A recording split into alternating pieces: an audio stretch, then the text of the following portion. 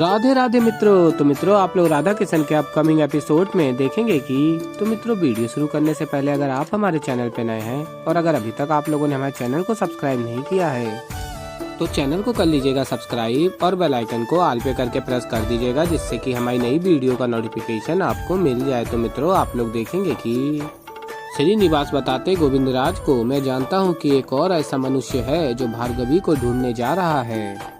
आपको बस उस व्यक्ति को जाकर सूचित करना है और बस आपका कार्य समाप्त।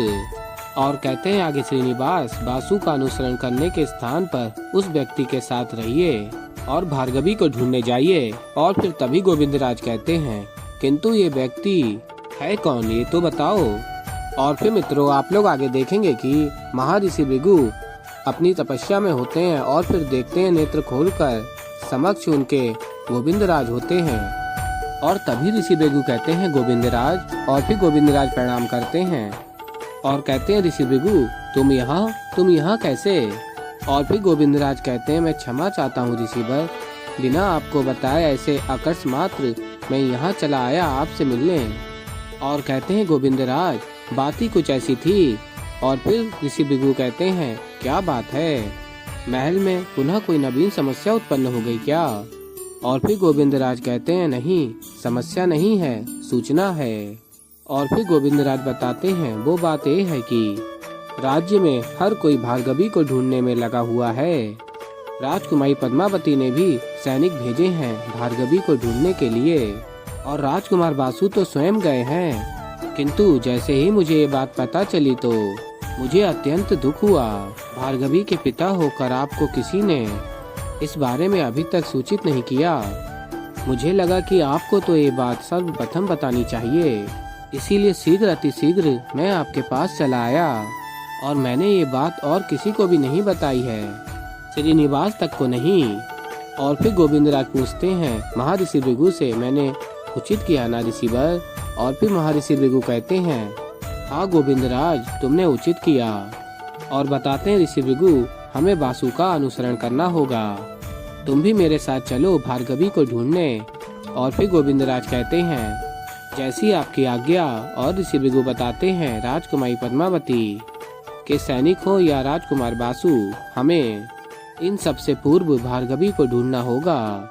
और फिर ऋषि भृगु कहते हैं, आओ। और तभी गोविंदराज स्मरण करते हैं, मुझे तो लगा था कि ये श्रीनिवास मूर्खता की बातें कर रहा था, किंतु इसका साधा हुआ प्रत्येक बाण लक्ष्य पर ही लगता है।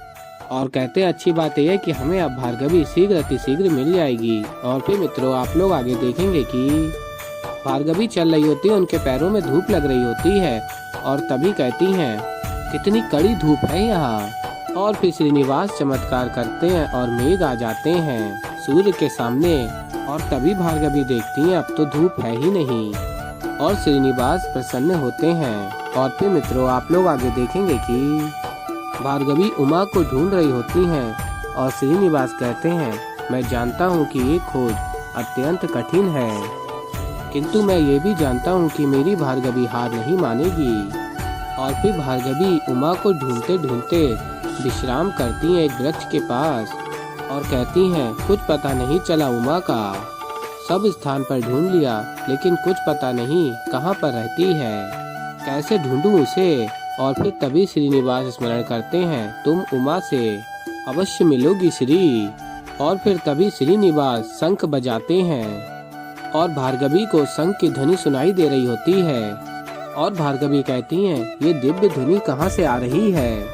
और भार्गवी ध्वनि की ओर आगे बढ़ रही होती हैं। और फिर मित्रों आप लोग आगे देखेंगे कि भार्गवी एक द्वार पर पहुँचती हैं और कहती हैं, ये शंखनाद की ध्वनि तो यहीं से आ रही है। और फिर भार्गवी द्वार खटखटाती हैं और तभी द्वार खोलकर उमा बाहर आ जाती है। और उमा को देखकर भार्गवी अत्यंत प्रसन्न हो जाती हैं और कहती हैं, भार्गवी उमा मैं तुम्हें भोर से कहाँ नहीं ढूंढ रही हूँ। प्रसन्नता हुई कि तुम मिल गई। और तभी उमा कहती है, शंखनाद नहीं सुना, आपने पूजा आरंभ हो रही है और आरंभ होने से पहले ही आपने विघ्न डाल दिया, जाइए आप यहाँ से जाइए। और फिर उमा द्वार बंद कर लेती हैं और भार्गवी ये देखकर अत्यंत दुखी हो जाती हैं और जा रही होती हैं और कहती हैं, कदाचित मुझसे ही कोई भूल हो गई। ये समझने में कल वो मेरे लिए भोजन लेकर आई तो मुझे लगा कि उसका हृदय पवित्र है, किंतु नहीं, इस गांव में ऐसा कोई भी नहीं है जो मुझे समझे। मेरी ही भूल थी। और फिर मित्रों, आप लोग आगे देखेंगे कि राजकुमार बासु अपने सैनिकों के साथ भार्गवी को ढूंढने निकलता है और नक्शा देख रहा होता है। और तभी महर्षि भृगु गोविंदराज के साथ छिपके देख रहे होते हैं। और महर्षि भृगु कहते हैं गोविंदराज से, ऐसा प्रतीत होता है कि आज रात ये लोग यहीं पर विश्राम करने वाले हैं। अब इनकी योजना का पता चलेगा, तत्पश्चात हम भी अपनी योजना बना लेंगे। और फिर गोविंदराज कहते हैं, जी जैसा आप कहें। और फिर महर्षि भृगु कहते हैं, देखते हैं दूसरे सैनिक वहाँ क्या कर रहे हैं। और फिर ऋषि भृगु और गोविंदराज देख रहे होते हैं। तभी दूसरे सैनिक कहते हैं अपने साथियों से, एक बात स्पष्ट करना देना चाहता हूँ, हमारी निष्ठा राजकुमारी पद्मावती के लिए होगी। आप सबको स्मरण तो है ना, उन्होंने इस खोज पर भेजने से पूर्व क्या कहा था। सैनिक स्मरण करते हैं। राजकुमारी पद्मावती कहती हैं, एक बात का ध्यान रहे, जैसे ही भार्गवी की कोई भी सूचना मिलती है तुम लोग आकर सबसे पहले मुझे सूचित करोगे। और कहती है राजकुमारी पद्मावती, कहने को इस खोज का नेतृत्व राजकुमार बासु कर रहे हैं, किंतु मुझे विश्वास नहीं कि समय से भार्गवी की सूचना वो मुझे देंगे। इसलिए शंभु, तुम इस खोज का वास्तविक नेतृत्व करोगे। निष्ठा का कोई मोल नहीं होता, किंतु पुरस्कार अवश्य होता है। इसलिए मैं आप सबको कुछ देना चाहती हूँ। और फिर पुरस्कार देती है राजकुमारी पद्मावती। और फिर शंभु अपने सैनिकों को स्मरण करके बता रहा होता है, ये केवल एक स्वर्ण मुद्रा नहीं है, राजकुमारी ने हम पर जो विश्वास किया है ये उसका प्रतीक है, हम उन्हें निराश नहीं कर सकते, समझे। और तभी सैनिक कहते हैं, जी सेनापति जी। और फिर मित्रों, आप लोग आगे देखेंगे कि महर्षि भृगु और गोविंदराज देख रहे होते हैं छिपके। राजकुमार बासु कहता है, आज का पूर्ण दिवस व्यर्थ हो गया बाला। और कहता है राजकुमार बासु, मुझे लगता है कि हमें उत्तर की ओर से जाना चाहिए, क्योंकि यहाँ पहाड़ी नहीं समतल भूमि है। और मुझे ऐसा प्रतीत होता है कि भार्गवी अवश्य ही पहाड़ों की ओर नहीं गई होगी। और तभी बाला कहता, तो ठीक है, कल हम लोग उत्तर दिशा की ओर कूच करेंगे।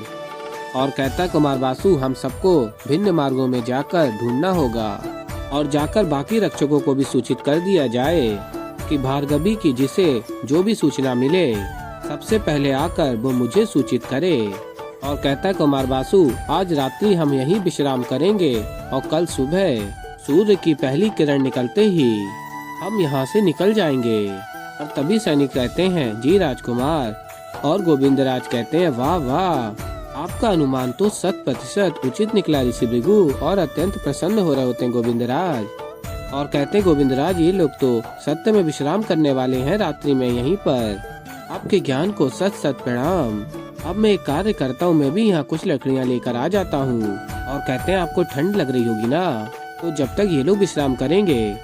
और फिर आगे आप लोग देखेंगे ऋषि भृगु कहते हैं गोविंदराज से, नहीं, यदि हमने यहाँ पर लकड़ियाँ जलाई तो उन्हें ज्ञात हो जाएगा उनके अतिरिक्त भी यहाँ कोई है। और कहते हैं ऋषि भृगु, अगर शीत लग रही है तो उसे सहन करो।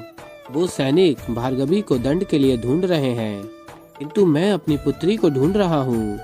और उन सबसे पहले मुझे अपनी पुत्री को ढूंढना ही होगा।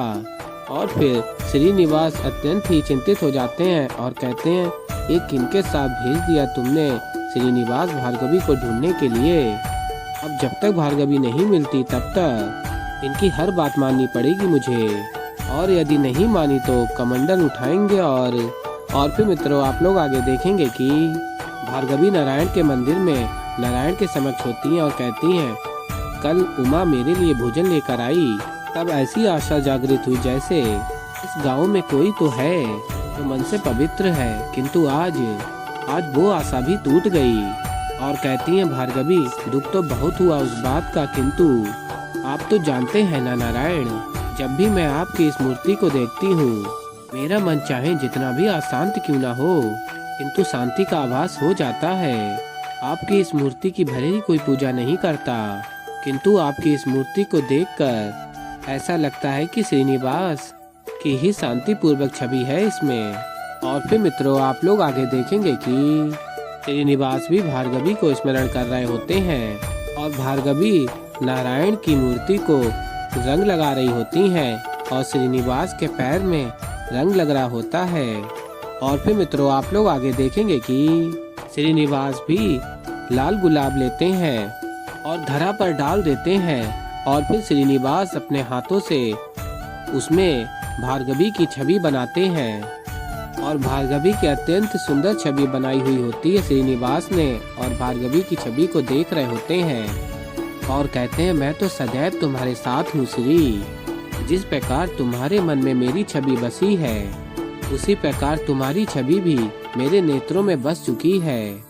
और फिर मित्रों आप लोग आगे देखेंगे कि मंदिर में भार्गवी होती है और तभी उमा आ जाती है और कहती है भार्गवी से मुझे क्षमा कर दीजिए। और तभी भार्गवी देखती है उमा को और उमा भोजन लेकर आ रही होती है। तो ऐसे ही मित्रों आगे और भी बहुत कुछ देखेंगे। तो अभी के लिए इस वीडियो में इतना ही। तो मित्रों अगर आप लोगों को हमारी वीडियो पसंद आई हो तो वीडियो को कर दीजिएगा लाइक और अगर अभी तक आप लोगों ने हमारे चैनल को सब्सक्राइब नहीं किया है तो चैनल को कर दीजिएगा सब्सक्राइब और बेल आइकन को ऑल पे करके प्रेस कर दीजिएगा जिससे कि हमारी नई वीडियो का नोटिफिकेशन आपको मिल जाए। तो मित्रों मैं मिलता हूँ जल्दी आप लोगों को एक नई वीडियो के साथ। तो तब तक के लिए राधे राधे।